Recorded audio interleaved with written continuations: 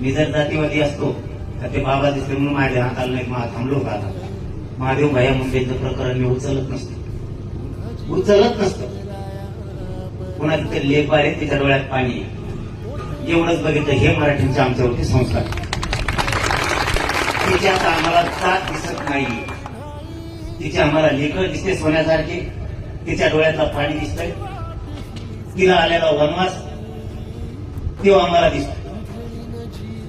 आणि तिचा वनवास कमी झाला पाहिजे कमीत कमी तिला वाटलं पाहिजे माझ्या पश्चात्ताप आहे ना मी माझ्या नवऱ्याला न्याय देऊ शकले म्हणून त्याच्यात आपण यासाठी पण गठीत करायला लावली जो मुख्यमंत्री भेटत नव्हता त्यालाही ठेकायला आणलं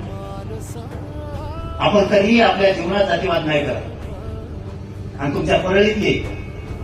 सगळ्यात जास्त वंजारी बांधवाचेच काम माहिती माझ्याकडे तुम्हाला माहित नसण्याकडे सगळ्यात जास्त आणि आपण सुद्धा आंतरवलीत आला ना त्या दारात वापस पाठवत नाही मला